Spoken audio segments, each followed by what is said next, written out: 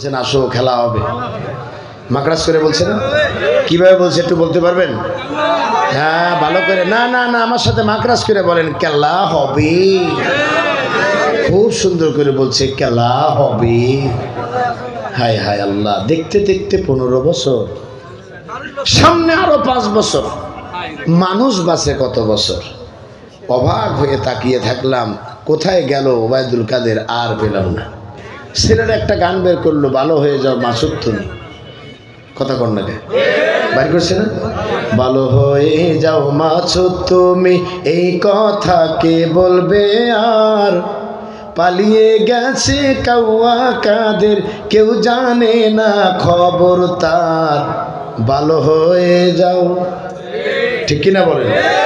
ফকরুল সাহেব আপনার বাসায় কাউয়া কাদের গেছেনি, ঠাকুর গায়ের বাসায় আপনি থাকতে তারে দিয়েছেননি।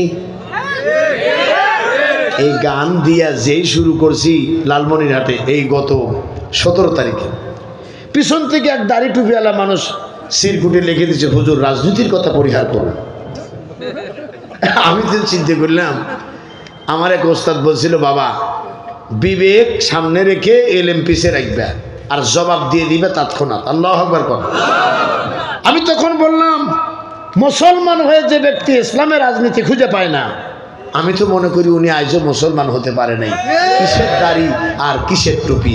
মানবতার নবী বলেছেন, লোকটি মারা গেল, তার অন্তরে জিহাদের তামান্না আকাঙ্ক্ষা জাগ্রত হয় নাই, সে লোকটা মুনাফিক অবস্থায় মৃত্যুবরণ করবে। কে বলছে ইসলাম রাজনীতি ইসলামে নাই? এই কথাগুলো বলে ধুয়ো তুলে তুলে সাধারণ মানুষকে বিপদগামী করা হয়েছে, আর সেই সুযোগ আমরা চিল্লায় বলেন দিব। ফকরুল সাহেব আপনার বাসায় কাউয়া কাদের গেছেনি, ঠাকুর গায়ের বাসায় আপনি থাকতে তারে দিয়েছেননি, তার সাথে যে হিসেব বাকি, বলেন ঠিক কিনা? তার সাথে যে হিসেব বাকি আছে কোটি জনতার, পালিয়ে গেছে কাউয়া কাদের, কেউ জানে না খবর তার, ভালো হয়ে যাও। আরো জোরে, সিরাজগঞ্জের ভাষায়, ভালো হয়ে যাও মাসুদ তুমি, এই কথা কে বলবে আর, পালিয়ে গেছে কাউয়া কাদের, কেউ জানে না খবর তার, ভালো হয়ে যাও ও গেদা, ভালো হয়ে যাও। খেলা হবে ইনশাআল্লাহ বলেন। সারা দেশ আলেমরা কথা বলে জ্বালাই দিবে। আল্লাহু আকবার কোন।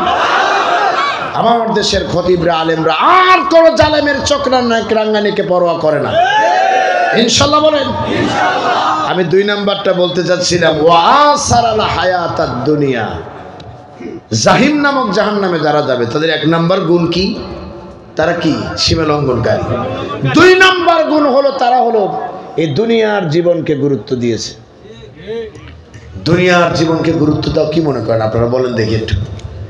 দুনিয়ার জীবনকে গুরুত্ব, পরকালের জবাবদিহিতার চিন্তা নাই, শুধুমাত্র দুনিয়া দুনিয়া করেছে। 15 বছর সব জায়গায়। আমার মনে আসে, আমি এখন কি করব বলেন? আমার উপায় নাই, উপায় নাই। ওই যে সেই রোগীর মতো হয়েছে, ডাক্তার, বুড়ো মানুষ গেছে ডাক্তারের কাছে, ডাক্তার জিজ্ঞাসা করছে কি হয়েছে আপনার? কয় আমি একবার খাইলে আর একবার খাইতে মন চায় না। কয় মানুষ বুড়ো হলে রুচি এরকমই হয়। বলছে যে আমি একবার ঘুমাইলে জেগে উঠি আর ঘুম ধরে না। বলে মানুষ বুড়ো হলে তার ঘুমের রুচিও এরকমই হয়। বলো বাবা, বসেও থাকতে পারি না, দাঁড়াও থাকতে পারি না, কি যে বিপদে আছি মুরব্বী। কথা কয় না, কি যে বিপদে আছি মুরব্বী, এখন কি করা যায়? ডাক্তার ডেকে বলছে যে বাবা, মানুষ বুড়ো হলে তার হাড্ডি গুড্ডি এরকম একটু লুচি হয়ে যায়। ডাক্তারের কথা শুনে মেজাজ গেছে গরম হয়। রুগী চিন্তা করছে সব কিছু খালি বুড়ো মানুষের দোষ, গালে একখান কইছে চর মারছে, এত জোরে ডাক্তার চর মারছে, চর খায় ডাক্তার সোজা বসে বলতেছে, চাচা আমি তেমন কিছু মনে করি নাই, তার কারণ মানুষ বুড়ো হলে তার জ্ঞান এরকমই হয়, আপনার যে জ্ঞান নাই এর চরেই বুঝতে পেরেছি। কথা কি বুঝতে পেরেছেন? ও আসারাল হায়াত আর দুনিয়া।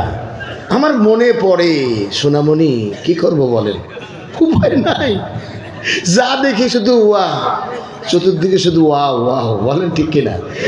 আমি খেয়াল করে দেখেছি 15 বছরে দুনিয়ার জীবনকে গুরুত্ব দিতে যায় কেউ ভোট দেয় নেই, তাও লিখছে বিপুল ভোটে নির্বাচিত সংসদ সদস্য। কলে ভোট দিছে কেডা? কয় যে 10 বছর আগে কবরে গেছে কাকি, উনি এসে দিয়ে গেছে।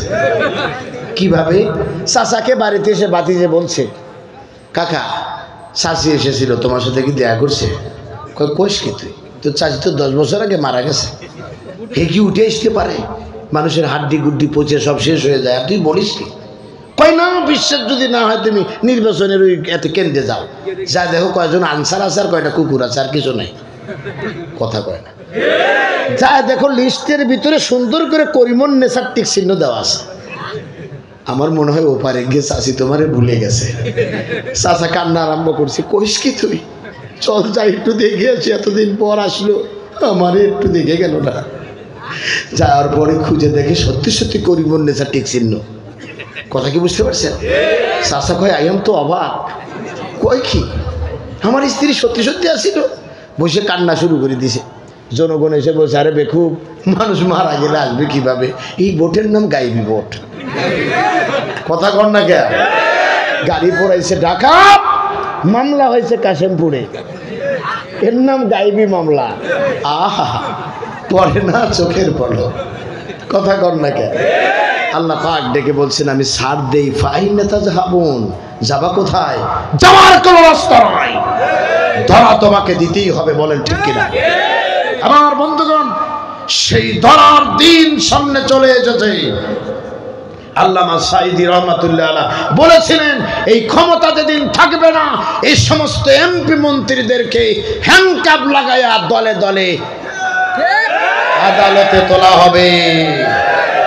এবার হাসানুল হক ইনু, দরবেশ বাবা, কথা কয় না, মাহবুবে সুবহানী হানিফ চাচা, এর সাথে আছে আরো আইনের নামে বেআইনি মন্ত্রী, সব একসঙ্গে রশি লাগায়া ওয়ালা ইয়াহুদ্দু আলা তুআমিল মিসকিন।